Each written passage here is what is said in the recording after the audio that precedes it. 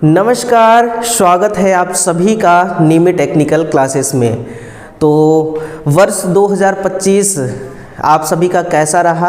आज वर्ष 2025 का अंतिम दिन है और इस अंतिम दिन में मुझे एक लाइन याद आ रही है कि साल बदलने वाला है पर किरदार वही होगा। साल बदलने वाला है पर किरदार वही होगा। अदाएं बदल सकती है पर अदाकार वही होगा। लिखेंगे कुछ नए पुराने फसाने फिर से, कहानी बदल सकती है पर कलाकार वही होगा। तो दोस्तों, सब कुछ बदल सकता है लेकिन हम वही रहेंगे। कहानी बदल सकती है, किरदार बदल सकता है, लेकिन हम वही के वही रहेंगे। जिस प्रकार से हम आपको पढ़ाते चले आ रहे हैं और चीज़ें हम आपको प्रोवाइड कराते आ रहे हैं आपके एग्ज़ाम के लिए, आपके परीक्षाओं के लिए, तो वो लगातार इसी प्रकार से चलता रहेगा। लेकिन जो साल बदल रहा है ना, इससे हमें कुछ ना कुछ सीखना चाहिए, है ना। और वैसे भी वर्ष 2026 जैसे ही लगेगी आपको वैकेंसी हर एक डिपार्टमेंट से देखने को मिलेगा। मध्य प्रदेश की वैकेंसी आ रही है, हरियाणा की आ रही है, उत्तर प्रदेश में ये ट्यूबवेल ऑपरेटर की आएगी, हरियाणा में इंस्ट्रक्टर की आ रही है, एएलएम की आ रही है। हर डिपार्टमेंट से वैकेंसियाँ निकल के आ रही हैं। तो आपके एग्ज़ाम के दृष्टि से ये सेशन बहुत महत्वपूर्ण हो जाता है। तो देखते रहिए इस सेशन को। जितने भी विद्यार्थी हमारे साथ जुड़ करके देख रहे हैं वो देखिए, और जो बच्चे नए जुड़ रहे हैं उनका भी स्वागत है इस सेशन में। और आप हमारे इस टेलीग्राम को ज्वाइन कर लीजिए। बड़ा काम की ये चीज़ है, इसको स्कैन करके भी आप ज्वाइन कर सकते हैं, या फिर कमेंट बॉक्स में भी लगा हुआ है इसका लिंक, या फिर डिस्क्रिप्शन बॉक्स में तो आपको इसका लिंक मिल ही जाएगा टेलीग्राम का और व्हाट्सएप ग्रुप का। तो वहाँ से आप ज्वाइन कर सकते हैं। देखिए, क्वेश्चनों का लेवल बिल्कुल आपका भी दिल खिलखिला उठेगा जब देखेंगे आप इस क्वेश्चन को। ये बिल्कुल हाई लेवल के क्वेश्चन हैं और ऐसे क्वेश्चन है ना जो बचा करके आपसे निकल जाते हैं और आपसे हो नहीं पाता। कई बार तैयारी ना होने की वजह से ये क्वेश्चन नहीं हो पाते, और कई बार क्वेश्चन ना समझने की वजह से नहीं हो पाता, और कई बार प्रैक्टिस नहीं होता, इसलिए ये क्वेश्चन बड़ा टाइम लेते हैं और एग्जाम में इसका सॉल्यूशन आप दे नहीं पाते। तो फाइनली आप देखिए, इस प्रकार के सॉल्यूशन भी हम आपको देंगे। इसमें जो क्वेश्चन का लेवल है वो लेवल भी बड़ा अलग टाइप का है। तो आइए, क्यों ना हम इसको शुरू से लेकर के अंतिम तक आपके साथ इस मैराथन सेशन को कंप्लीट करें। और आपका प्यार, आपका सपोर्ट रहा तो ये मैराथन क्लास बहुत ज़्यादा शेयर होगी और बहुत ज़्यादा बच्चे इसको देखेंगे भी। चलिए, क्वेश्चन का शुरुआत होता है 851 नंबर का, यानी कि एक नंबर से हमने शुरू किया था और 851 850 क्वेश्चन हमने खत्म कर दिया। देखो, क्वेश्चन हिंदी और इंग्लिश दोनों लैंग्वेज में है ना। समझना क्वेश्चन को कि यदि समान मान के आर वाले या समान मान के आर ओम वाले एन प्रतिरोधों को V वोल्ट के DC प्रदाय से श्रेणी क्रम में जोड़ा जाए तो प्रत्येक प्रतिरोध पर वोल्टतापात कितना होगा। यानी कि एक सर्किट अगर मैं बनाऊं तो मान के चलो कि N प्रतिरोध बोल रहा है R मान के, तो कितने भी सारे प्रतिरोध आप जोड़ दो, मैं 3 ही जोड़ता हूं और इसको एक बैटरी के साथ हम कनेक्ट कर देते हैं इस प्रकार से, है ना। जो कि मान के चलो कि DC वोल्टेज है और ये है R1, R2 और ये है R3। और जब भी आपको ये बोला जाए कि समान मान का प्रतिरोध है तो आपके मन में एक ही बात ध्यान आना चाहिए कि R/N या V/N इसका आंसर होगा। लेकिन मैं आपकी संतुष्टि के लिए इसका डिटेल भी बताऊंगा। देखिए, सीरीज क्रम में जुड़े हुए प्रतिरोध को ज्ञात करने के लिए हम कैसे ज्ञात करते हैं कि टोटल R बराबर R1 plus R2 plus R3 dot R into N या फिर N इंटू R, है ना। जितना मतलब कि जितने भी रेजिस्टेंस सीरीज में जुड़े हो उन सभी को हम R इंटू N से लिख देते हैं। तो ओम के नियम के अनुसार अगर मैं देखूं, ओम के नियमानुसार अगर देखा जाए तो I बराबर क्या होता है V/R या फिर V/टोटल R। तो क्या मैं इसको ये लिख सकता हूँ कि I बराबर V/टोटल R मुझे कितना मिला है, R इंटू N मिला है ना। ये मैं लिख सकता हूँ, तो ये बिल्कुल लिख सकता हूँ। अब वोल्टेज ड्रॉप के लिए आपसे पूछा ना कि प्रत्येक प्रतिरोध पर कितना वोल्टेज ड्रॉप होगा, यानी कि इस पर कितना वोल्टेज ड्रॉप होगा और इस पर कितना होगा और इस पर कितना होगा। तो वोल्टेज ड्रॉप के लिए हमें एक सूत्र बनाना होगा, V बराबर I इंटू R। अब यहां से वोल्टेज ड्रॉप आप देखिए, आई आपको ऑलरेडी मिला हुआ है V बटा आर इंटू एन, V बटा आर इंटू एन, है ना, और गुणे एन, या फिर ऐसे आप करिए गुणे आर, ये वाली आर है ना, ये वाली आर। तो अब आप यहां से देखिए ना, आर से आर कट रही है, आप देखिए खुद आर से ये आर और ये आर कट रही है, फाइनल में तो यही बचा वोल्टेज ड्रॉप बराबर V बटा एन, तो यही V बटा एन वोल्ट आपका आ जाएगा आंसर। ये इसका एक छोटा सा सॉल्यूशन था, है ना, ताकि आपको भी तो ये पता चले कि आखिर में ये आया कैसे V बटा एन। लेकिन ये बात सिर्फ श्रेणी के लिए है, किसके लिए है ये बात, ये फॉर्मूला सिर्फ श्रेणी संयोजन के लिए है। अगर मान के चलो कि मामला उल्टा हो जाए और मामला हो जाए समांतर संयोजन के लिए, समांतर संयोजन के लिए, और जब भी समांतर संयोजन यानी कि कनेक्शन जब भी चेंज हो जाए और बोले समान मान का प्रतिरोध है और इतने रेजिस्टेंस श्रेणी समांतर क्रम में कनेक्ट है, तो फिर सूत्र बन जाता है कि N इंटू आर। क्या फॉर्मूला बनता है, N इंटू आर, है ना, इसमें गुणा की जाती है। ओके, चलिए एक और सवाल है और बहुत ही तगड़े लेवल का सवाल है। आप इसको देखिए कि निम्नलिखित में से कौन सा कारक है, निम्नलिखित में से कौन सा कारक है जो डायोड के अधिकतम पुनरावृत्ति व्युत्क्रम वोल्टेज है, जिसको VRRM कहते हैं, इसको सबसे अधिक प्रभावित करता है। क्वेश्चन समझ में आया?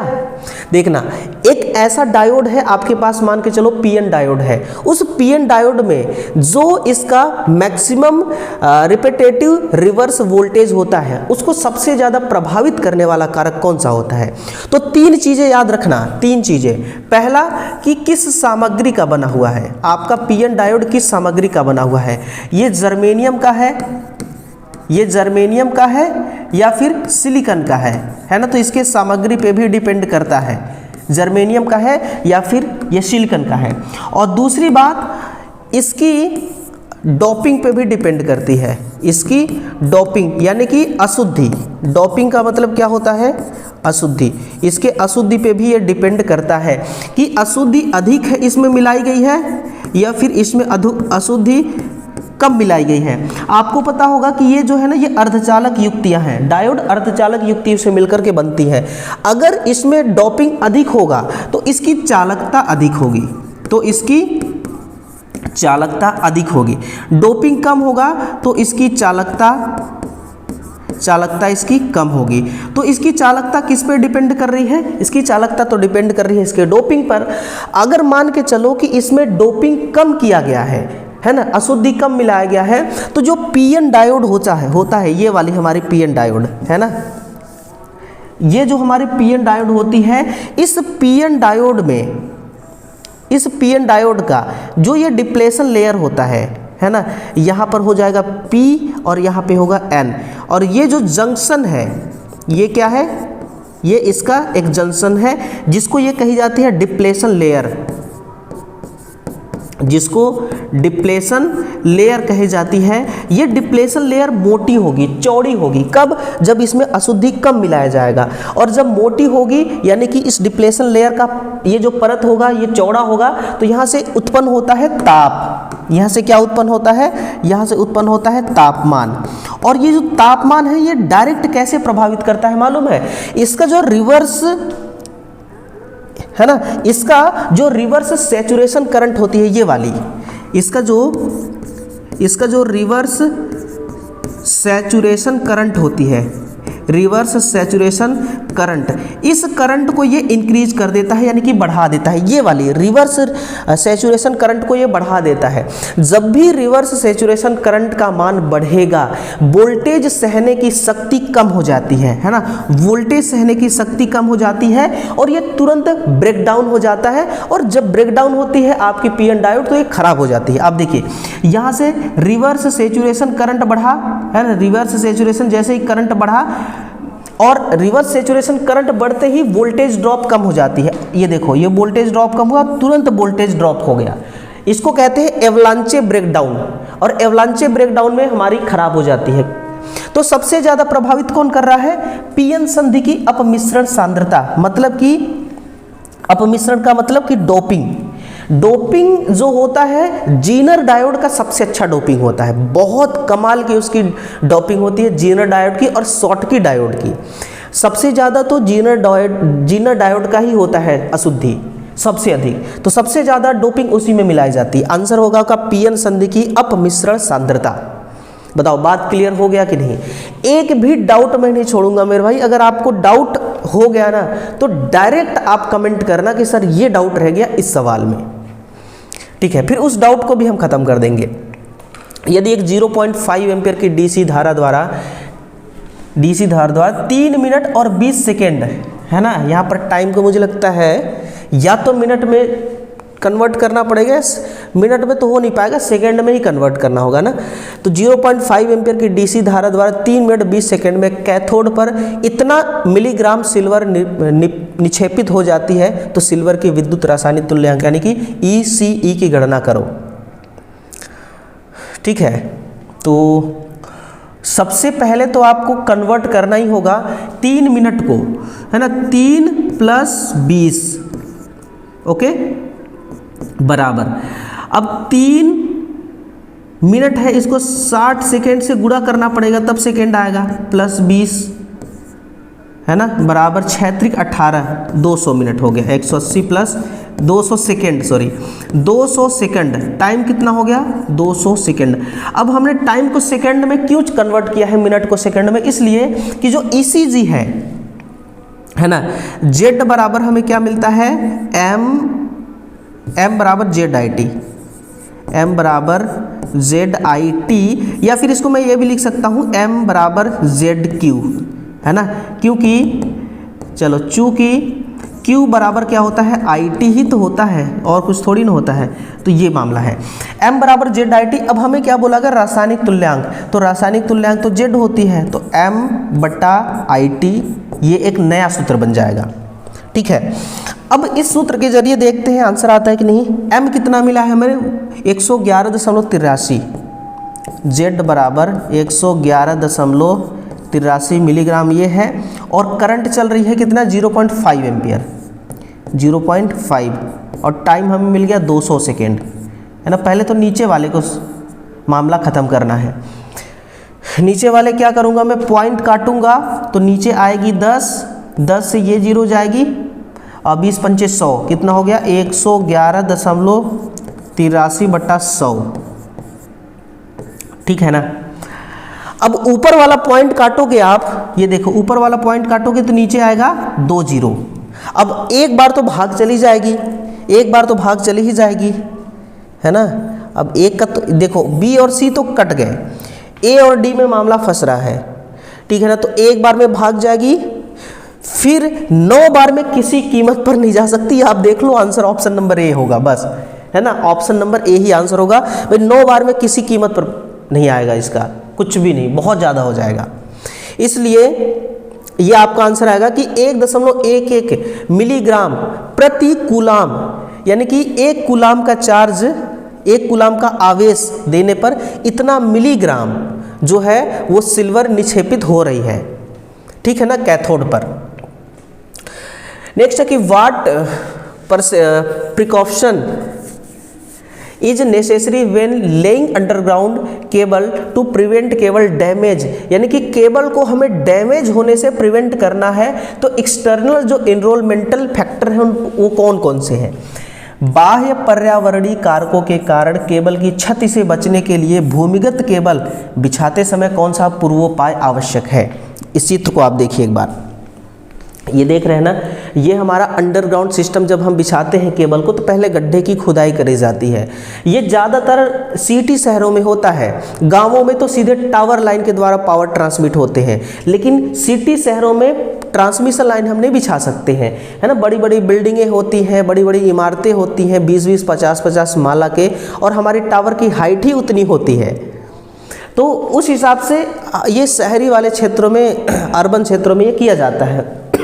तो देखना कई बार होता है ना कि जब गड्ढे की खुदाई करते हैं तो अंदर से पत्थर जो दबे होते हैं वो निकल आते हैं, और बड़े बड़े चट्टान जो बड़े नुकीले होते हैं। और अगर चीज़ें कई बार लोहा लक्कड़ अगर ज़मीन के नीचे दबी हुई है, जब भी उसको खुदाई करेंगे तो सब बाहर निकल आते हैं। और केबल का जो इंसुलेशन होता है बड़ा फ्लेक्सिबल टाइप का होता है, लचीला होता है। अगर मान लो कि नुकीला धार वाला कोई भी वस्तु उस पर अगर जाके गिरता है तो वो चुभ जाएगा, है ना, वो उसके इंसुलेशन को डैमेज करेगा। और इंसुलेशन अगर एक बार छिल गया तो शॉर्ट सर्किट का मामला बढ़ जाएगा, और सर्किट अगर शॉर्ट हो गया तो सिस्टम में दिक्कत आ जाएगी।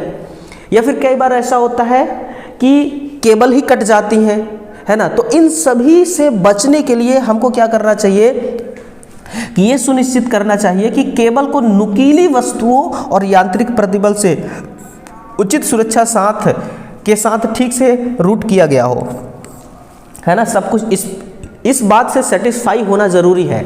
अगर मान के चलो कोई नुकीली वस्तु है तो फिर दिक्कत आएगी, केबल कटेगा, केबल का इंसुलेशन छिलेगा, तो फिर सर्किट ब्रेकर में दिक्कत आएगी, सर्किट ट्रिप होंगी, है ना, बहुत सारी चीज़ें हो जाएंगी, फॉल्ट आ जाएगा।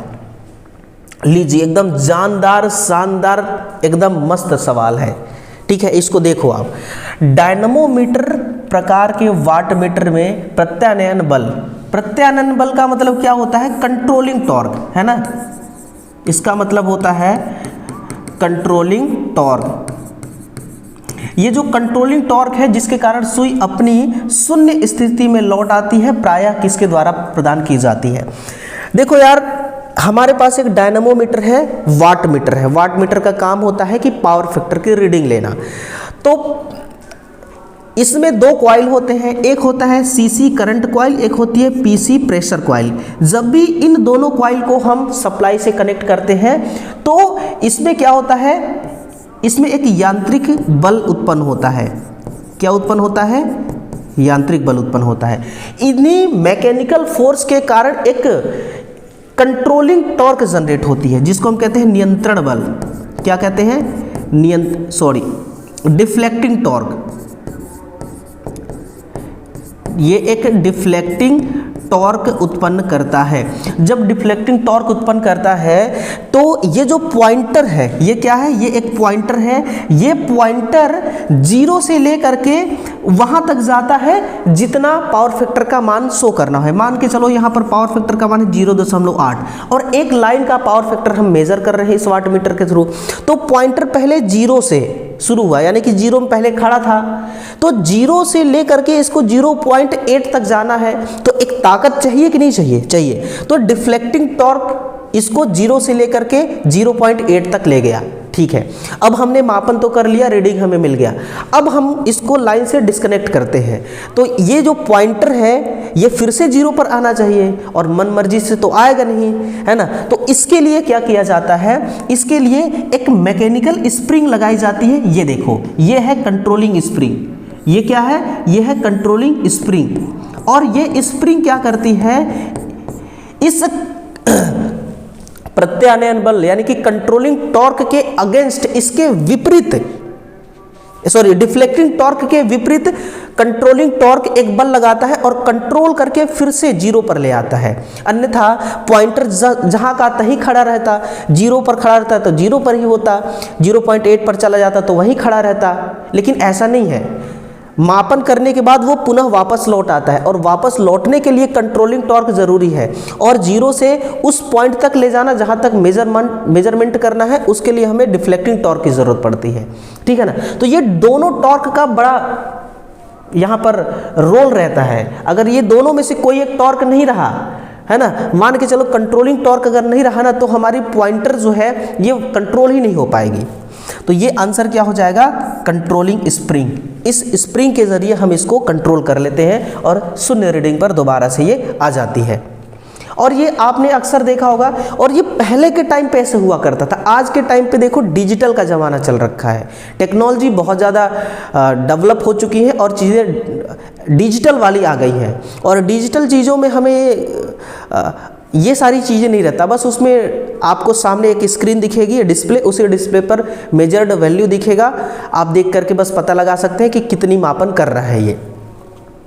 देखो, ये एक जीता जागता क्वेश्चन है। मैं इसका एग्जांपल भी दूंगा कि उच्च शक्ति परिपथ के लिए, यानी कि हाई पावर सर्किट के लिए स्विच का चयन करते समय सुनिश्चित प्राचल सुनिश्चित करने के लिए किस पर विचार किया जाना चाहिए। अब देखो मैं इसका ना आपको विधि और डिटेल बताऊंगा कि ऐसा क्यों होता है।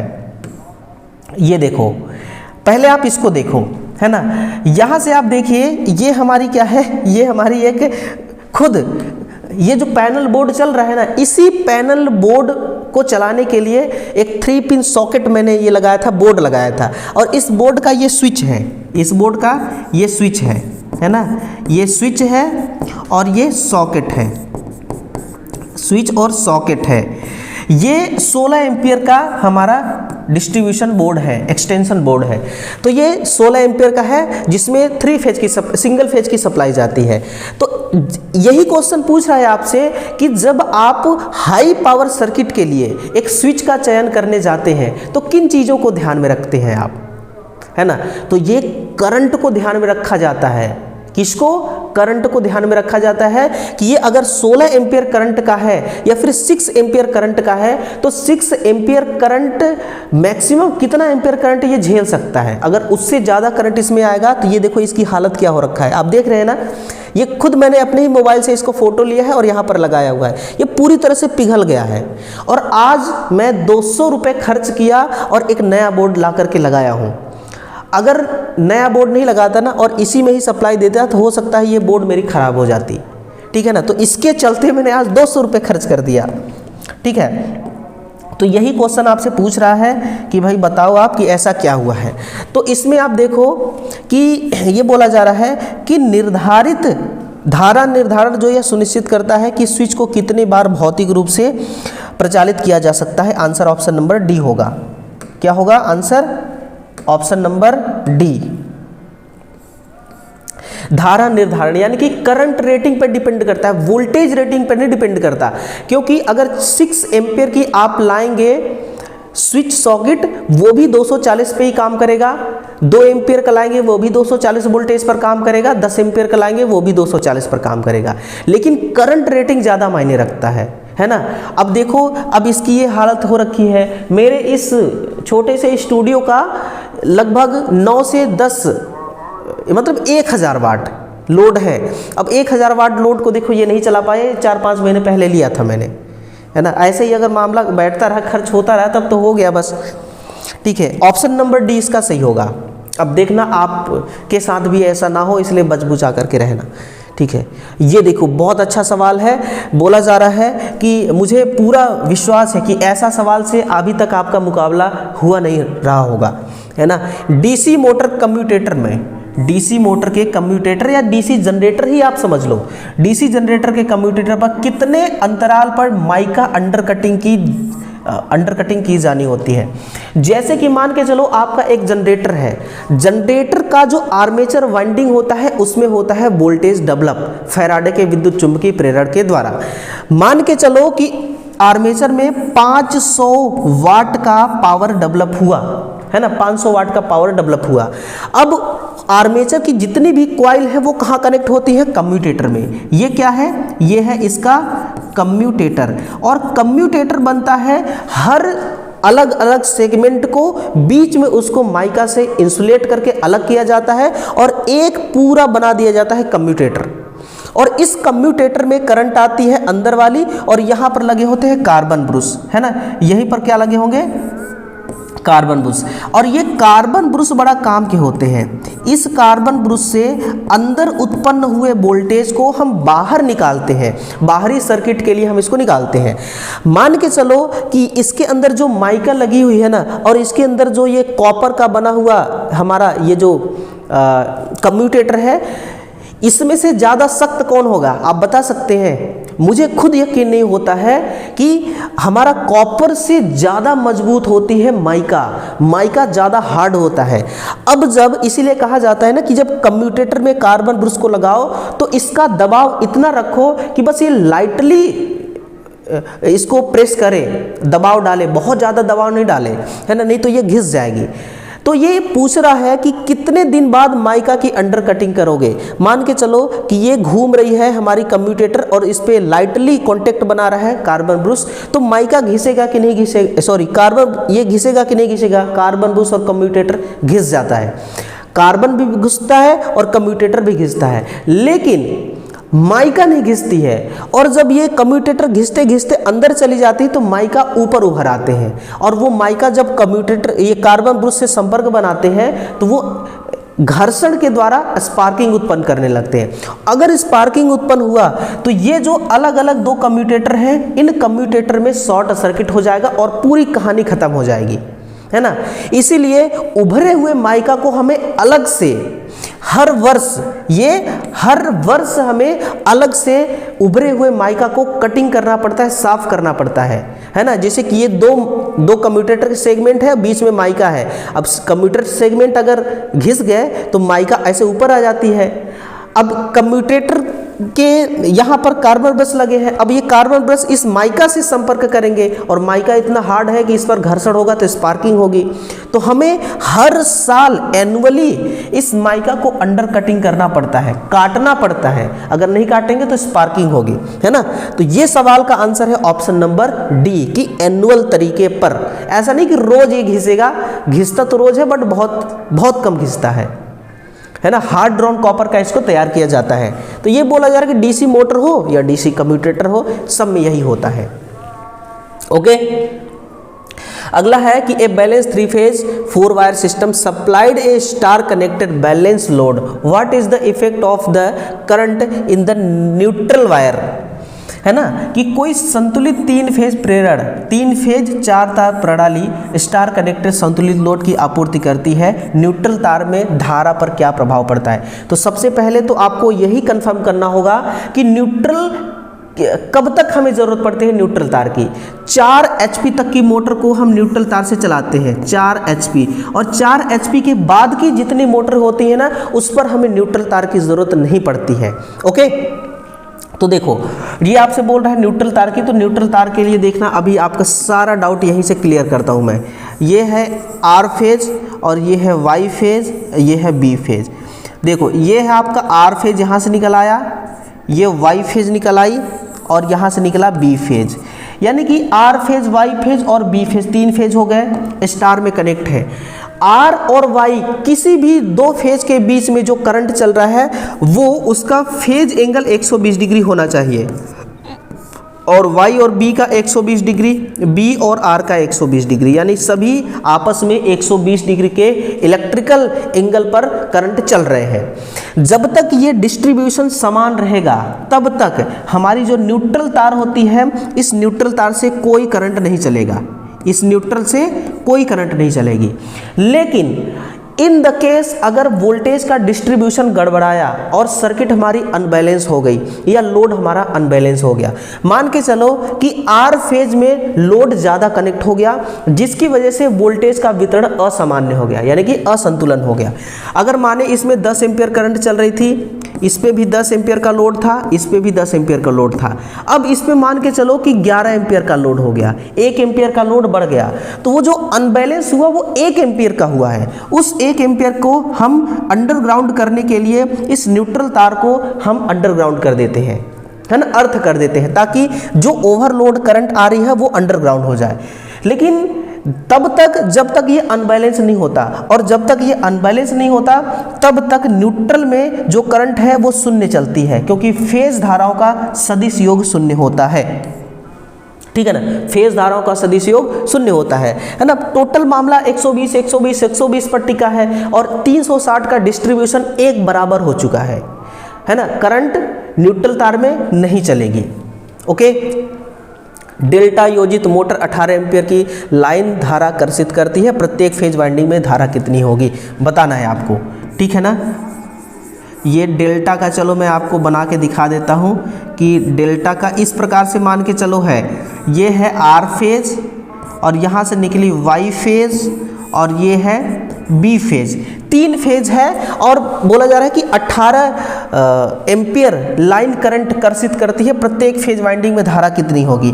तो आपको ये बातें पता है ना कि जो फेज करंट होता है डेल्टा पर वो क्या पूछा है आपसे, प्रत्येक फेज की वाइंडिंग में धारा कितनी होगी, लाइन धारा, लाइन करंट आपसे पूछा है ना। तो लाइन करंट जो होता है वो फेज करंट का √3 गुना होती है। कितना होता है लाइन करंट? फेज करंट का √3 गुना।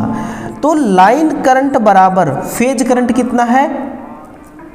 नहीं, लाइन करंट इतना धारा करती है ना, तो फेज करंट हमें ज्ञात करना है यार। फेज करंट बराबर लाइन करंट बटा √3 गुना। तो यहाँ से लाइन करंट हमें मिल जाएगी 18 एम्पियर, लाइन करंट 18 एम्पियर, 1.732 ये √3 का मान हो जाएगा। और जब पॉइंट को आप काटोगे इस पॉइंट को, तो ऊपर आ जाएगी, पॉइंट को काटोगे तो ऊपर आएगी 1230, एक बार में भाग जाएगी, है ना, शायद तक 1700, फिर 732 बचेगा तो भाग जाएगी नहीं, लगाना पड़ेगा हमें 0, है ना। तो ये आंसर आ गया 10.39, यानी कि 10.39 एम्पियर करंट इस पे चलेगी, 10.39 एम्पियर इस पे और 10.39 एम्पियर इस पे चलेगी। हर एक वाइंडिंग से, हर एक फेज में 10.39 एम्पियर का करंट चलेगा, 10.32 एम्पियर का करंट चलेगा, इससे ज़्यादा करंट नहीं चलेगी, है ना। तो ये फेज करंट का मामला है, फेज करंट का, ओके। और डेल्टा में वैसे भी न्यूट्रल की ज़रूरत नहीं होती है, क्योंकि डेल्टा साइड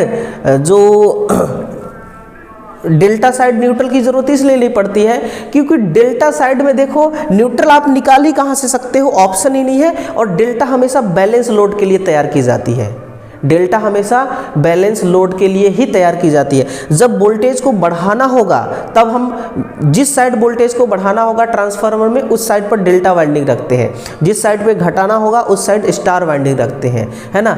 और घटे हुए वोल्टेज में अनबैलेंस आने का चांस ज़्यादा रहता है कि नहीं। इसलिए कंडक्टर के आकार को नापते समय या नापने के लिए किए जाने वाले मानक वायर गेज के खांचों के वेयर कंडक्टर डालते समय वेयर कंडक्टर का मतलब मालूम है क्या है? वेयर कंडक्टर का मतलब ऐसा कंडक्टर जिसमें इंसुलेशन ना लगा हो, वो हमारा वेयर कंडक्टर होता है ना।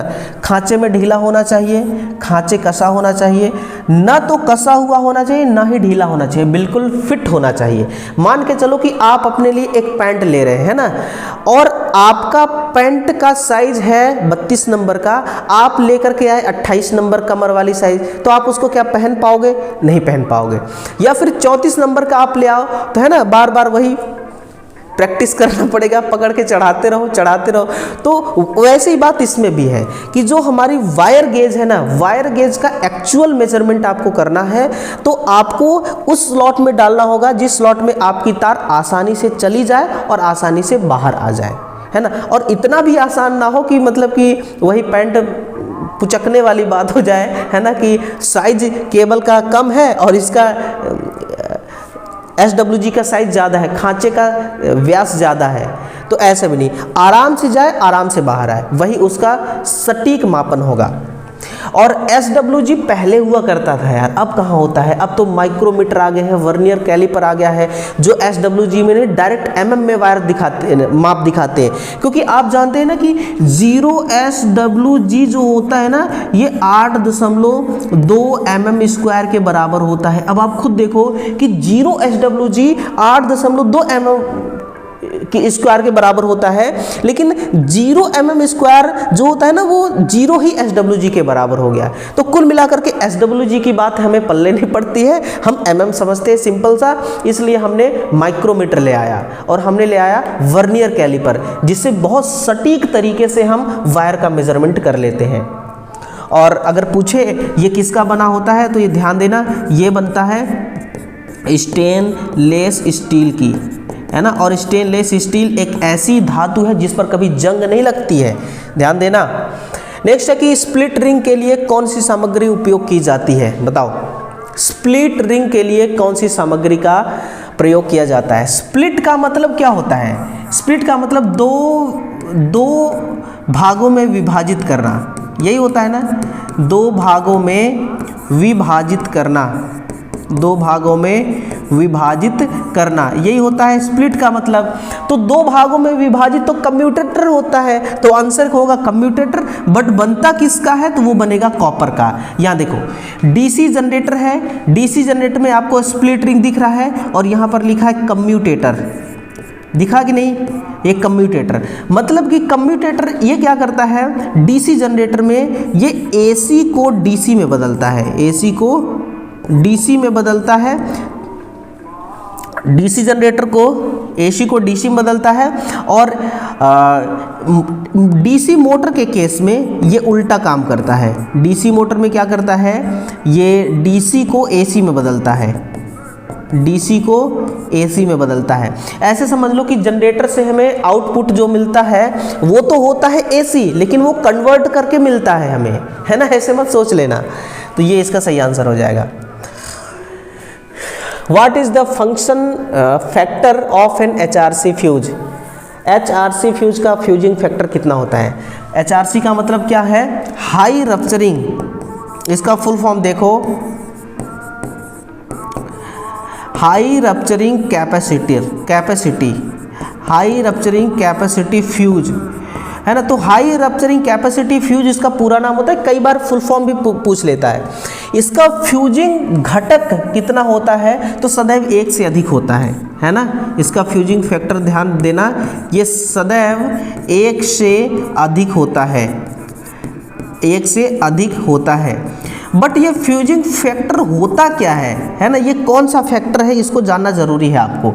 फ्यूजिंग फैक्टर का मतलब ये होता है कि वह न्यूनतम करंट जिस पर हमारी फ्यूज पिघल जाती है ना, जिस पर हमारी फ्यूज पिघल जाती है, वह न्यूनतम धारा, वह न्यूनतम धारा जिस पर फ्यूज क्या हो जाता है, मेल्ट हो जाता है ना, जिस पर फ्यूज पिघल जाता है, बटा वह अधिकतम धारा, बटा वह अधिकतम धारा जिस पर फ्यूज नहीं पिघलता है, जिस पर फ्यूज नहीं पिघलता है। आप कहेंगे सर जी ये आप क्या बता रहे हैं, ठीक है ना, ये समझ में नहीं आ रहा है। तो ये लिख लो कि न्यूनतम फ्यूजिंग फैक्टर, न्यूनतम फ्यूजिंग फैक्टर बटा रेटेड धारा। अब समझ में आया सर जी, जैसे आप समझेंगे वैसे समझाने के लिए मैं रेडी हूँ। देखो न्यूनतम फ्यूजिंग फैक्टर बटे रेटेड करंट, और इसका मान हमेशा एक से अधिक रखा जाता है, एक से अधिक होता है।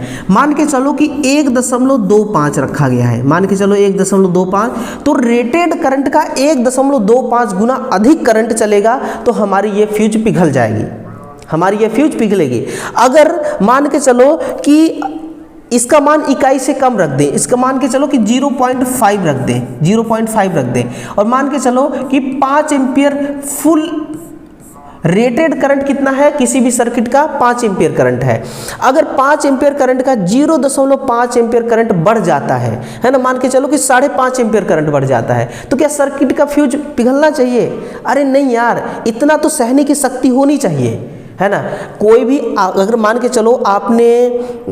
मान के चलो मिक्सी ग्राइंडर आप चला रहे हैं, ठीक है ना, और मिक्सी ग्राइंडर चला रहे हैं, मिक्सी ग्राइंडर 5 एम्पियर करंट ले रही है, और मान के चलो 5.5 एम्पियर करंट उसको मिलने लगा, तो क्या आपका मिक्सी ग्राइंडर जल जाएगा? नहीं जलता है ना। थोड़ा बहुत सहने की शक्ति होती है कॉइल की। तो आपका फ्यूज अगर इस केस में मान के चलो उड़ जाता है तो फिर आप परेशान हो जाएंगे। लेकिन अगर इस 5 एम्पियर करंट का 1.2 गुना ज़्यादा अगर करंट चलने लगे ना, तो फिर फ्यूज का पिघलना ज़रूरी हो जाता है, नहीं तो आपकी मोटर जल जाएगी, मोटर की कॉइल जल जाएगी। इतना ज़्यादा करंट को सेंस करने, इतना ज़्यादा करंट को सहने के लिए मोटर नहीं बनी है, इसीलिए इसका फ्यूजिंग फैक्टर 1 से ज़्यादा रखा जाता है। अगर 2 रख दिया जाए तो 5 का 2 गुना यानी कि 10 एम्पियर करंट जब चलेगी तब आपकी फ्यूज गलेगी। 3 गुना रख दिया जाए फ्यूजिंग फैक्टर तो 5 से 15 एम्पियर करंट अगर चलेगी सर्किट में तब आपका फ्यूज पिघलेगा। लेकिन इतना ज़्यादा गुना नहीं रखा जाता, लेकिन 1 से ज़्यादा रखा जाता है सदैव। और 1 से ज़्यादा रखने का रीज़न क्या है वो भी मैंने आपको बता दिया। What is the following types of useful for motor connection के लिए, है ना। तो निम्नलिखित में कौन सा टेप मोटर कनेक्शन के लिए उपयोगी होता है? तो ये देखना एक विशेष प्रकार की टेप है ना, ऐसा मत समझना कि वो जो 10 रुपये वाली टेप मिलती है ना वो वाली है, वो वाली टेप नहीं है। देखो ये वो वाली टेप नहीं है, ये दूसरा ही टेप है। ये है आपका बी टाइप का टेप। कौन सा? बी टाइप का। बी टाइप के इंसुलेशन से इसको तैयार किया गया है ना। श्रेणी, मैं यहाँ पर लिख दूँ श्रेणी बी प्रकार के इंसुलेशन से तैयार किया जाता है। श्रेणी बी प्रकार का ये इंसुलेशन है, और जिसको श्रेणी बी कहाँ यार, श्रेणी बी थोड़ी होगा, इसको मिटाओ, श्रेणी ए है ना। और इसकी तापमान सहनशीलता होती है 105 डिग्री सेंटीग्रेड। 105 degree centigrade. आप देख लो इसको किस प्रकार से टेपिंग किया गया है ना। बहुत से लोगों को तो टेपिंग करने भी नहीं आता है, इस साइड से घुमाते हैं। अरे टेप इस साइड से नहीं घुमाया जाता है, ऐसे टेप घुमाओगे तो ज़्यादा मजबूत से आप टेप लगा पाओगे। अरे टेप को अपनी तरफ खींचोगे तो वो खींचता ही चला जाएगा। तो ये इसका आंसर होगा, वार्निश कैम्ब्रिक से इसको तैयार करी जाती है, ना कि रबर से। Which of the following metal is not use for fuse wire? Fuse wire के लिए किस मेटल का यूज आप कभी नहीं कर सकते? तांबा का? अरे हमेशा तो तांबा ही किया जाता है, तांबा। एल्यूमिनियम का भी हम कर देते हैं ना कई बार, एल्यूमिनियम। आप देखना ट्रांसफार्मर पे, भाई सिटी शहर का तो मुझे नहीं पता, लेकिन गांव देहात के जितने भी ट्रांसफार्मर हैं और ये जो लाइनमैन है ना, इन्होंने अति कर रखा है। मतलब कि कटआउट, जो मेन कटआउट होता है उसको भी एल्यूमिनियम का लटका देते हैं, उनको वायर तक नहीं मिलता है। तो वैसे सबसे अच्छा माना जाता है तांबा नहीं तो एल्यूमिनियम से, और लेड का तो सबसे बेटर है। लेकिन पूछा जा रहा है कि किसका नहीं होना चाहिए, तो यह स्टेनलेस स्टील का नहीं होना चाहिए। स्टेनलेस स्टील का प्रयोग वहाँ पर किया जाता है जहां पर हमें यांत्रिक मजबूती प्रदान कराना है। जहां पर हमें यांत्रिक मजबूती चाहिए, जैसे कि ओवरहेड लाइनों में इसका प्रयोग खूब किया जाता है। ACSR है ना, ACSR और CCSR। इसमें जो S है ना, ये S4 स्टील ही है, S4 स्टील है, तो वहाँ पर इसका यूज़ किया जाता है, ना कि फ्यूज तार बनाने के लिए। और सबसे बड़ा रीज़न ना ये भी है यार कि इसकी जो मेल्टिंग पॉइंट है, इसका जो गलनांक है, ये गलनांक भी तो बहुत होता है। 1013 से लेकर के 1013 से 15030 डिग्री सेंटीग्रेड तापमान इसका होता है। और इतना ज़्यादा मेल्टिंग पॉइंट होने पर, ये इतना ज़्यादा मेल्टिंग पॉइंट इसका है तो ये कभी पिघलेगा ही नहीं। सर्किट का टेम्परेचर कभी इतना होगा ही नहीं, तो ये कभी पिघलेगा नहीं। और सर्किट अगर पिघला नहीं तो फिर किस काम का सर्किट? फ्यूज जो है, ये जो फ्यूज है, ये परिपथ का सबसे कमज़ोर हिस्सा माना जाता है। परिपथ का ये सबसे कमज़ोर हिस्सा है, सबसे कमज़ोर हिस्सा माना जाता है कि सबसे पहले कुछ भी होता है सर्किट का फ्यूज ही उड़ता है ना। कुछ भी हो लेकिन सबसे पहले खराब होगा सर्किट का फ्यूज ही। ओके, देखो एक प्रैक्टिकल सवाल है बिल्कुल। इन्वर्टर का कार्य क्या होता है? सभी को पता है इन्वर्टर का कार्य क्या होता है कि डीसी को एसी में बदलता है ना। एसी को एसी में कौन बदलेगा, पहले वो देख लो। एसी को एसी में बदलता है हमारा साइक्लोट्रॉन। क्या करता है? ये साइक्लोट्रॉन जो है ये एसी को एसी में कन्वर्ट करता है, पल्सेटिंग एसी को शुद्ध एसी में। डीसी को डीसी में कौन कन्वर्ट करेगा? ये करता है हमारा चॉपर, जो पल्सेटिंग डीसी को शुद्ध डीसी में। एसी को डीसी में कन्वर्ट करेगा, ओहो इन्वर्टर। डीसी को एसी में, अच्छा आंसर तो यही होगा ना, इन्वर्टर। इसको करेगा कन्वर्टर। इसको कौन कन्वर्ट करेगा? कन्वर्टर करेगा एसी को डीसी में। लेकिन डीसी को एसी में कन्वर्ट करेगा हमारा ये इन्वर्टर, है ना। अब इसका एक ब्लॉक डायग्राम आपके पास है, इसको देखिए और समझिए। 12 वोल्ट की बैटरी है जो कि डीसी प्रदान कर रही है ना, जो कि डीसी प्रदान कर रही है और ये इनपुट के रूप में काम कर रही है। इनपुट हमारा क्या है? 12 वोल्ट की डीसी। अब इस इनपुट को हमने कहाँ दिया? इस ऑसिलेटर में दिया। स्टेज फर्स्ट ये स्टेज सेकेंड में डीसी वोल्टेज कहाँ गई, ऑसिलेटर में। आपको पता है कि डीसी करंट ना अपने डायरेक्शन को चेंज करता है ना ही अपने मान को चेंज करती है समय के अनुसार, है ना। इसलिए हमने इसको क्या किया, एक ऑसिलेटर को सप्लाई दे दिया डीसी।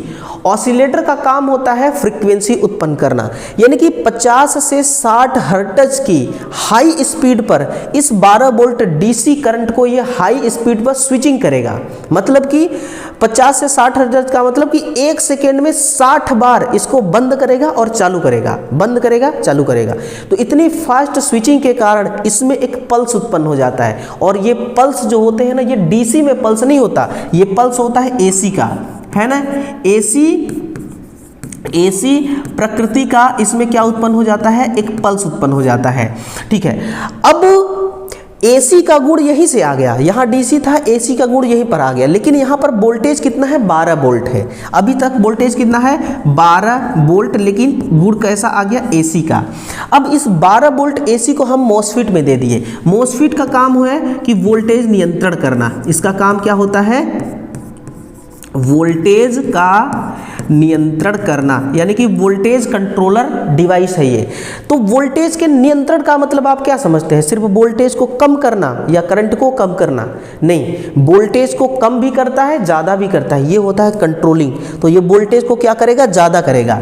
12 वोल्ट को देखना, 12 वोल्ट को ये 110 वोल्ट एसी में बदल देगा, 12 वोल्ट को 110 वोल्ट एसी में ये बदल देगा, ठीक है। अब हमें तो घर में सप्लाई चाहिए 230 वोल्ट का, है ना। घर में कितने वोल्टेज की सप्लाई चाहिए, 230 वोल्ट का। तो 110 वोल्ट को 230 वोल्ट में कन्वर्ट करने के लिए हम एक ट्रांसफार्मर लगा दिए।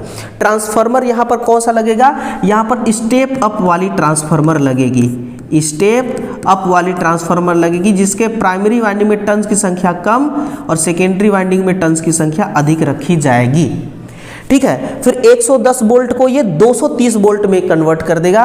तो ये तीसरा स्टेज था और ये चौथा स्टेज। चौथे स्टेज पर देखो हमें आउटपुट मिल गया। अब इधर जो मर्जी चलाओ, फ्रिज, कूलर, एसी, पंखा, जो मर्जी वो चलाओ, है ना। तो 12 वोल्ट से कैसे 230 वोल्ट में बदला और डीसी से कैसे एसी में बदल गए, ये पूरा इसका ब्लॉक डायग्राम था, है ना। आई होप कि आपको समझ में आ गया होगा। चुंबकीय ओवरलोड की तुलना में थर्मल ओवरलोड कैसे होते हैं, रिले कंपेयर किया जा रहा है ना, कि आपका बड़ा भाई अच्छा कि छोटा भाई अच्छा। तो देख लो कौन सा भाई अच्छा है ना। बात अच्छा और ख़राब की है नहीं, बात अनुभव की है। जो उम्र में बड़ा होगा तो उसके पास, है ना, तजुर्बा ज़्यादा होगा, ठीक है ना। तो वैसे ही देखो, चुंबकीय ओवरलोड रिले कि थर्मल ओवरलोड रिले, कौन सा अच्छा है। देखो पहले तो आप देख लो कि थर्मल ओवरलोड रिले को कंपेयर किया जा रहा है मैग्नेटिक वाले से। तो मैग्नेटिक वाला का तो बहुत फास्ट होता है, स्विचिंग इसका बहुत फास्ट होता है, लेकिन आंसर ऑप्शन नंबर ए होगा कि बहुत स्लो होगा थर्मल ओवरलोड रिले। पहले हम बात कर लेते हैं चुंबकीय वाले का। देखना, चुंबकीय ओवरलोड रिले में क्या होता है, ये लोड के सीरीज क्रम में लगता है ना। ये जो हमारी चुंबकीय ओवरलोड रिले होते हैं, चुंबकीय ओवरलोड रिले जो होते हैं, ये लोड के अक्सर श्रेणी क्रम में इसको कनेक्ट की जाती है। लोड के श्रेणी में इसका संयोजन किया जाता है ना, संयोजन किया जाता है। जैसे कि अगर मैं आपको एग्जाम्पल के तौर पर दिखाऊं तो आप यहाँ से देखना कि ये मान के चलो ये कॉइल है, इस कॉइल के श्रेणी क्रम में यहाँ पर हमने क्या लगा दिया, OLR लगा दिया, मैग्नेटिक वाला। यहाँ पर आगे आपकी लगी है मोटर, ये आपकी लगी है मोटर, AC मोटर, है ना। ये क्या करता है ना, एक्चुअल में ये करता है कि मोटर जो है, मोटर जब भी ओवरलोड होती है, तो ये क्या करती है कि सप्लाई से ज़्यादा सप्लाई करंट की डिमांड करती है, ताकि जितना लोड बढ़ा हुआ है उस लोड को घुमाने के लिए एक्स्ट्रा टॉर्क उत्पन्न कर सके। तो ये मोटर सप्लाई से सप्लाई करंट की डिमांड करेगा। मान के चलो कि यहाँ पर एक DC या फिर AC जनरेटर है, मान के चलो यहाँ पर एक AC जनरेटर से हम इसको इनपुट सप्लाई दे रहे हैं, तो इस AC जनरेटर से मैक्सिमम करंट की डिमांड करेगा। लेकिन जब तक मैक्सिमम करंट की डिमांड नहीं कर रहा था, तब तक इस कॉइल से करंट आ रही थी और यहाँ OLR से होकर के इस OLR में एक कॉइल लगी होती है, उस कॉइल में चुंबकीय क्षेत्र उत्पन्न होता है, है ना, मैग्नेटिक फील्ड, मैग्नेटिक फ्लक्स यहाँ से जनरेट होता है और फिर जो कॉन्टेक्टर होते हैं उस कॉन्टेक्टर को पिकअप करा के रखता है और कॉन्टेक्टर के थ्रू पास होते हुए ये मोटर तक सप्लाई जाती है, मोटर चलती है। इन द केस आपका मोटर ओवरलोड हो गया, ओवरलोड होते ही मालूम है इसमें क्या होता है कि एक ओवरलोड होते ही यहाँ पर एक प्लंजर टाइप का होता है चुंबकीय ओवरलोड रिले में, ये अधिक करंट की डिमांड करी, यहाँ पर करंट अधिक आया और चुंबकीय क्षेत्र बहुत हाई स्ट्रॉन्ग वाली चुंबकीय क्षेत्र बना, यानी मैग्नेटिक फ्लक्स बहुत मजबूत बड़ा बना, बहुत ज़्यादा। और ये स्ट्रॉन्ग मैग्नेटिक का मतलब है मैग्नेट लोहा को अपनी तरफ खींचता है और यहाँ पर चुंबक का गुण ज़्यादा आ गया, यहाँ पर ये एक स्ट्रिप थी, एक स्ट्रिप को इसने खींच लिया, जैसे ये खींचेगी शॉर्ट हो जाएगा और शॉर्ट होते ही जो इसने होल्ड करा के रखा था ना, पिकअप करा के रखा था कॉन्टेक्टर के तीनों कॉन्टेक्ट को, उसको छोड़ देगा और जैसे ही वो ओपन हो जाएंगे मोटर तक सप्लाई जाना बंद हो जाएगा। तो इस प्रकार से तो ये चुंबकीय ओवरलोड रिले सेफ्टी कराते हैं। लेकिन थर्मल ओवरलोड रिले का मामला ऐसा नहीं होता है। थर्मल ओवरलोड रिले में एक बाईमेटेलिक स्ट्रिप होती है ना, ये जो एक स्ट्रिप है ना, ये दो पदार्थों से मिलकर बनता है, या तो ये स्टील प्लस पीतल के बनेंगे, स्टील प्लस पीतल के बनेंगे और पीतल खुद अपने आप में एक मिश्र धातु है, और या तो ये बनेंगे स्टील प्लस एल्यूमिनियम के, स्टील प्लस एल्यूमिनियम के, ताकि इनका जो थर्मल विस्तार गुणांक है वो अलग अलग हो, है ना, थर्मल विस्तार गुणांक अलग अलग हो, इसलिए मिश्र धातु का हम स्ट्रिप बनाते हैं। जैसे ही ओवरलोड आया और ओवरलोड से मैक्सिमम करंट फ्लो होना चालू हुआ, तो ये स्ट्रिप क्या करेगी, ये स्टील अपने आप में एक मतलब कि इसका जो थर्मल विस्तार गुणांक है वो अलग होगा, पीतल का अलग होगा, तो ये मुड़ जाती है और मुड़ करके शॉर्ट करा देती है। तो कुल मिलाकर के ना इसको शॉर्ट कराना थोड़ा सा ज़्यादा कठिन काम है, क्योंकि स्टील का जो मेल्टिंग पॉइंट है वो ज़्यादा होता है ना। तो फास्ट स्विचिंग जो हमारा है चुंबकीय ओवरलोड रिले ही होती है। ये डीसी, इसकी कॉइल डीसी पे भी ऑपरेट होता है, एसी पे भी ऑपरेट होता है। मैंने तो देख रखा है 12 volt, 9 volt, 3 volt, 230 volt AC पर भी काम करता है। अगर आप भी देख रखे होंगे तो बहुत अच्छी बात है, लेकिन ये बड़ा फास्ट तरीके से काम करते हैं, है ना, ये चीज़ आपको क्लियर होना चाहिए। अगला है कि डीसी मोटर की शुरुआती प्रतिरोध आमतौर पर कितना होता है। डीसी मोटर की शुरुआती प्रतिरोध का मतलब कि आर्मेचर वाइंडिंग, शुरुआती प्रतिरोध का मतलब क्या है, इसका मतलब है आर्मेचर वाइंडिंग का प्रतिरोध आपसे पूछ रहा है। तो आर्मेचर वाइंडिंग का प्रतिरोध होता है मेरे भाई निम्न क्या, अति निम्न आप कहो तो वो ज़्यादा बेटर रहेगा, अति निम्न होता है ना। ऐसा क्यों रखा जाता है मालूम है कि एक हमारी डीसी मोटर है, डीसी मोटर को हमने सप्लाई दिया, उसके आर्मेचर वाइंडिंग में कॉइल है, मतलब आर्मेचर में कॉइल है, तो फैराडे का नियम यहाँ भी लगता है और उसमें क्या होता है, वोल्टेज उत्पन्न होता है, ठीक है।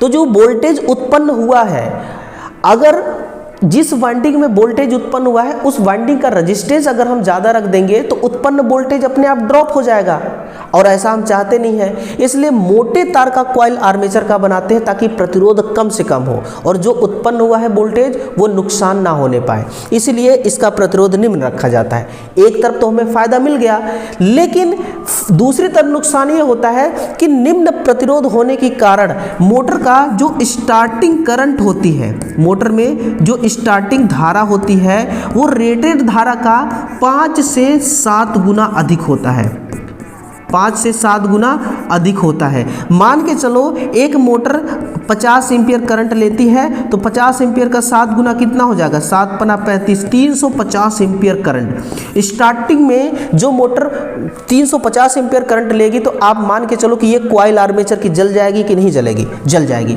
तो इस करंट को बचाने, इस करंट से बचाने के लिए हम क्या लगाते हैं, स्टार्टर, हम क्या लगा देते हैं, स्टार्टर लगा देते हैं, और वो स्टार्टर के जरिए मोटर को स्टार्ट की जाती है। आंसर होगा option number B, very slow. Mixer grinder में आमतौर पर किसका इस्तेमाल किया जाता है, यूनिवर्सल मोटर का, है ना, जो कि एसी पे भी काम करता है, डीसी पे भी काम करता है, बट अगर उच्च दक्षता पर आपको काम कराना है तो डीसी सप्लाई का प्रयोग करिए, ज़्यादा बेटर रहेगा। सिंगल फेज निवारक को, एकल फेज निवारक को विशेष रूप से किसके लिए बनाया जाता है? एकल फेज निवारक को सिंगल फेज प्रिवेंटर इसको कहा जाता है। और सिंगल फेज प्रिवेंटर यानी कि एकल फेज निवारक क्या होता है, समझिए इस बात को। आंसर तो होगा असंतुलित वोल्टता सुरक्षा, यानी कि अनबैलेंस वोल्टेज प्रोटेक्शन के लिए लगाते हैं हम।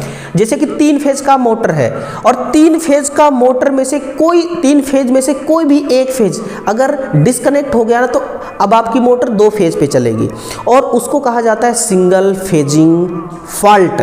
सिंगल फेजिंग फॉल्ट के कितने कारण हो सकते हैं, है ना, देखना। सिंगल फेज निवारक, या फिर ऐसे लिखो ना एकल फेज निवारक, तो ज़्यादा बेटर रहेगा, है ना। एकल फेज निवारक, एकल फेज निवारक के क्या क्या कारण हो सकते हैं? तो पहला कारण देखना कि किसी एक फेज का, किसी भी एक फेज का फ्यूज उड़ जाना। अगर किसी भी एक फेज का, 3 फेज में से किसी भी एक फेज का अगर फ्यूज उड़ गया तो आपकी मोटर सिंगल फेजिंग हो जाएगी। दूसरा, किसी भी एक फेज का सर्किट ब्रेकर ट्रिप हो जाना, है ना, सर्किट ब्रेकर ट्रिप हो जाना। तीनों फेज में से किसी भी एक फेज का सर्किट ब्रेकर अगर ट्रिप हो गया तो आपकी मोटर सिंगल फेजिंग हो जाएगी। या फिर किसी भी तीनों फेज में से एक तार टूट जाना, एक फेज तार का डिस्कनेक्ट हो जाना, डिस्कनेक्ट असंयोजित जिसको कहा जाता है, डिस्कनेक्ट हो जाना, तो भी ये सिंगल फेज का कारण हो सकता है। चौथा, कि हमारा जो कॉन्टेक्टर होते हैं, है ना, जो कॉन्टेक्टर होते हैं या रिले होते हैं, रिले से सप्लाई असंयोजित हो जाना, सप्लाई असंयोजित हो जाना। तो ये 4 कारण है, देखो ये 4 कारण है सिंगल फेजिंग होने का मोटर, है ना। जैसे कि मान के चलो कि यहाँ से देखो L1, L2, L3 3 फेज आ रही है, यहाँ पर पहले तो सर्किट ब्रेकर लगा होगा, है ना। तो कोई भी एक फेज का सर्किट ब्रेकर मान के चलो ट्रिप हो गया तो फिर उस फेज में से करंट नहीं आएगी। और अभी देखो इसमें 5.8 एम्पियर करंट इस पे चल रही है, उतना ही इस पे, और 5.8 एम्पियर इस पे भी चल रही है ना। ये नॉर्मल कंडीशन का है ना। मैं थोड़ा सा इसको डिटेल से आपको दिखाना चाहूँगा। ये नॉर्मल कंडीशन का है यार, ये देखो यहाँ से देखिए, है ना, ये देखना, इसमें 5.8 एम्पियर, इसमें भी 5.8, इसमें भी, तीनों वाइंडिंग में 5.8 एम्पियर का करंट चल रहा है। ये कंडीशन अभी नॉर्मल वाली है ना, जब सब कुछ ठीक ठाक रहा। तब जब सिंगल फेजिंग हो गया, जब सिंगल फेजिंग कंडीशन आ गया, तब देखो इसमें 5.8 एम्पियर बी वाले फेज पर, वाई पे 5.8 ही चल रहा है, लेकिन आर फेज पर 11.6 एम्पियर का करंट चलने लगा। तो सिंगल फेजिंग होने पर क्या होता है मालूम है कि उच्च धारा प्रवाह होने लगती है ना, उच्च धारा प्रवाह होने लगती है। और जब भी धारा उच्च प्रवाह होती है तो क्या होता है कि मोटर हमारी जल जाती है, मोटर हमारी जल जाती है। क्योंकि सिंपल सी बात है कि अगर करंट ज़्यादा प्रवाहित होगी तो जिस कॉइल में ज़्यादा करंट प्रवाहित होगी ना, वही कॉइल जलेगी, सब कॉइलें नहीं जलेंगी, केवल वही कॉइल जलेगी। तो एक कॉइल अगर मोटर की जल गई तो भी तो मोटर नहीं चलती है, तब पर भी मोटर नहीं चलती है। तो सिंगल फेजिंग का ये कारण है। और जो है ना, ये वोल्टेज असंतुलन की बात जो बताई जा रही है, ओहो, ये असंतुलित वोल्टेज सुरक्षा से भी हमें निवारण करता है। एक डीसी श्रेणी मोटर के समान प्रचालन के दौरान यदि फील्ड वाइंडिंग अचानक खुला परिपथ हो जाए तो मोटर क्या होगा? मोटर बंद हो जाएगी। मोटर क्या है? मोटर नहीं चलेगी, नॉट रन। बर्न किसी कंडीशन में नहीं होगा, क्योंकि किसका है, डीसी मोटर का है ना, क्योंकि देखो आर्मेचर का जो फील्ड कॉइल है वो सब सीरीज में कनेक्ट है। अगर मान के चलो यहीं से तार ब्रेक हो जाती है तो करंट ही नहीं आ पाएगी यहाँ तक, और जब करंट ही नहीं आ पाएगी तो मोटर जल जाएगी। लेकिन यही बात अगर शंट के लिए होता, शंट मोटर के लिए, और शंट मोटर का फील्ड वाइंडिंग अचानक से टूट जाता या ओपन हो जाती तो मोटर अनंत गति से चलता, मोटर अनंत गति से चलता। फिर उसके लिए हमें सेफ्टी लगाना पड़ता है ना। Which of the following motor require the least maintenance, यानी कि बहुत कम मेंटेनेंस की आवश्यकता होती, न्यूनतम रख रखाव की। तो ऐसे ही मोटर को आप सिलेक्ट कर लो इनमें से जिसमें कार्बन ब्रश नहीं लगता, जिसमें से कम्यूटेटर जैसा कोई मामला नहीं होता कि स्पार्किंग का दिक्कत आए, तो उसमें बहुत कम ही होगा। डीसी मोटर में लगता है स्प्लिट, ये भी कम्यूटेटर हो गया, तो डीसी शंट सब डीसी के ही। ऑप्शन नंबर ये है स्क्वायरल केज इंडक्शन मोटर। इसमें ना ही कार्बन का ब्रश देखने को मिलेगा और ना ही कम्यूटेटर। कार्बन ब्रश से ज़्यादा कम्यूटेटर में लमझगड़ी है, क्योंकि जो कम्यूटेटर है ना, दो कम्यूटेटर के बीच में देखो माइका लगा हुआ है, और मैंने अभी बताया ना कि वो हर एक साल में वो माइका जो होता है ना वो ऊपर निकल आता है कम्यूटेटर से, तो जैसे ही ब्रश के साथ वो टच होता है स्पार्किंग करता है, तो उसको भी देखना पड़ता है। और कई बार हैवी लोड के कारण स्पार्किंग होता है तो दो कम्यूटेटर के सेगमेंट आपस में शॉर्ट हो जाते हैं, तो उसका अलग से झंझट है। तो कुल मिलाकर के डीसी मोटर में बड़ा मेंटेनेंस लगता है और इसलिए डीसी मोटर महंगी भी मिलती है, ठीक है ना। नेक्स्ट है 250 वोल्ट आपूर्ति को 6 वोल्ट लैंप से जोड़ा जाता है तो क्या होगा। अरे भाई मतलब कि ये तो उल्टी नदी बहाने वाली बात हो गई ना, कि जिसकी जितनी औकात नहीं उससे ज़्यादा वोल्टेज दे दो। एक बल्ब है 6 वोल्ट की, है ना, एक कितना है 6 वोल्ट की, तो 6 वोल्ट का है, और कहा जाता है ना कि सिंगल फेज में वोल्टेज का मान 3% प्लस माइनस रखा जाता है। तो 3% अगर देखें तो देखो कितना होगा,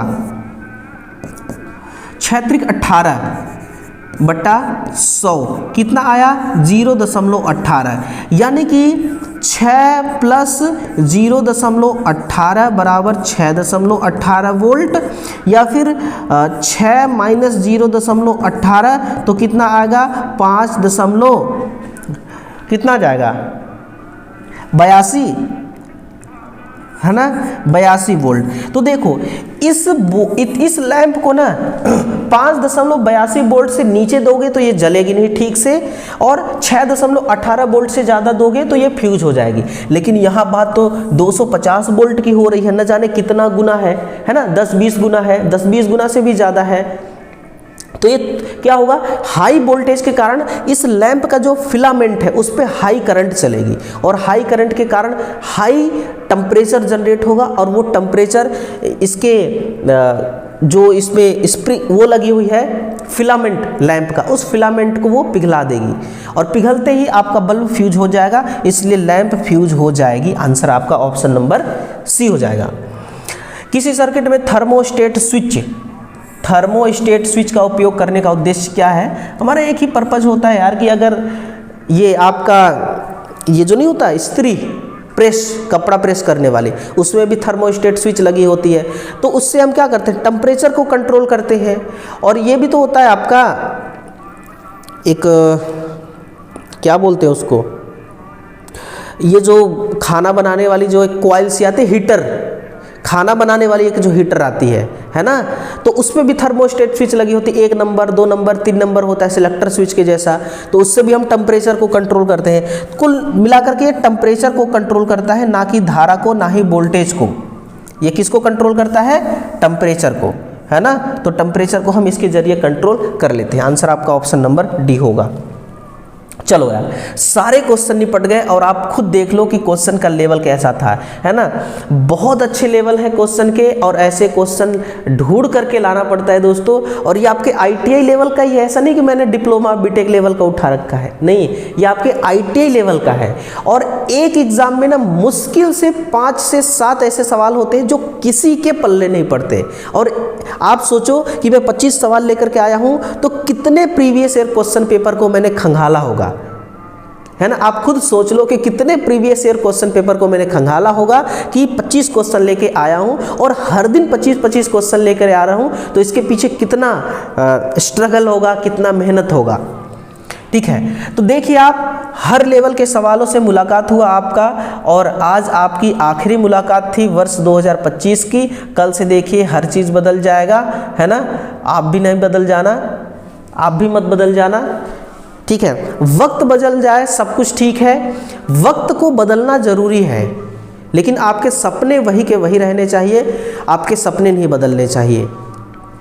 और अगर आप वाकई में सीरियस हैं अपने तैयारी को लेकर के, और वाकई में आप चाहते हैं कि नहीं सरकारी नौकरी की मुझे सख्त ज़रूरत है, तो दोस्तों आपका सपना आपकी आंखों में दिखना चाहिए।